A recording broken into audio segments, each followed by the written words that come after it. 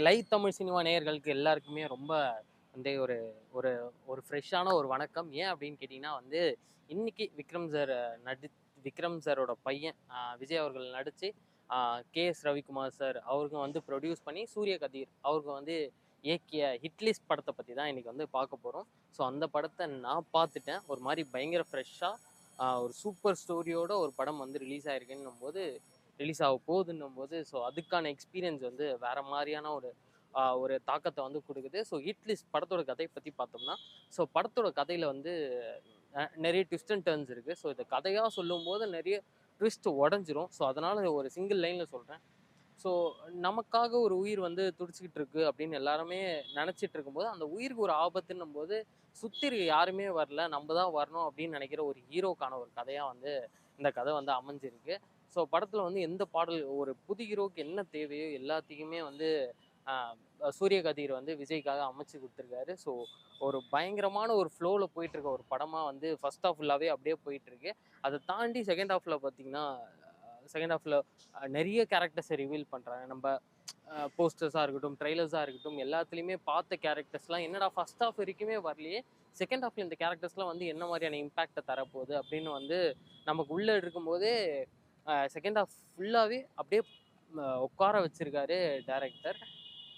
திட்டத்திட்ட இது நம்ம வந்து நெறைய படங்கள்ல பார்த்த ஒரு பேட்டர்னா இருந்தாலுமே, ஒரு மாரி பார்த்த கதைய சொன்னாலுமே ஒரு மாரி எமோஷனலோட சொல்லும்போது, அது இன்னும் நெறைய பேருக்கு புதுசா இருக்கும் இல்லையா? அந்த படம் அதே மாரியான இந்த படம் வந்து நெறைய பேருக்கு ஒரு புது எக்ஸ்பீரியன்ஸ குடுக்கும். கிட்டத்தட்ட கோவிட் டைம்ல நம்ப எக்ஸ்பீரியன்ஸ் பண்ண நெறைய ப்ராப்ளம்ஸ் வந்து இந்த படத்துல வந்து குடுத்துருக்காங்க. அப்படி நெறைய வந்து இந்த விஷயம் வந்து இருக்கு.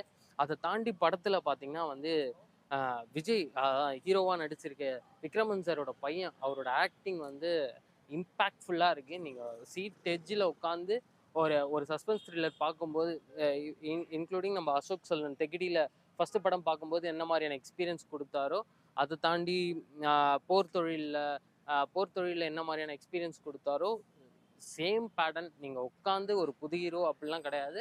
கதையோட கனெக்ட் ஆகுற எல்லாருமே வந்து நமக்கு வந்து பயங்கரமா கனெக்ட் ஆவாங்க இல்லையா? அப்படி வந்து பயங்கரமா இம்பாக்ட்ஃபுல்லான ஒரு சீட்டேஜ் த்ரில்லரா இந்த படம் வந்து குடுத்துருக்காங்க.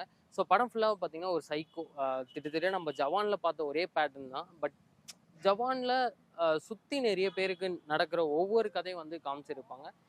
அதுல ஒரு கதை. அதுல ஒரு ஆக்ஸிஜன் சிலிண்டர் அந்த மாரியான ஒரு பேட்டர்ன் வரும் இல்லையா? ஸோ அந்த மாரியான ஒரு பேட்டர்ன் தான்.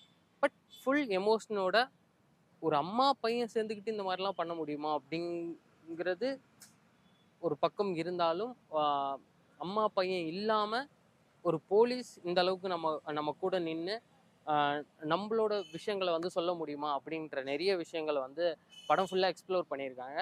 ஸோ ஹிட் லிஸ்ட் பார்த்தோம். கண்டிப்பா அந்த படம் வந்து ஹிட் லிஸ்ட்ல சேரும். அப்புறம் அ திட்டத்திட்ட ஆரம்ப கட்டங்கள்ல விஜய் சாருக்கு எப்படி வந்து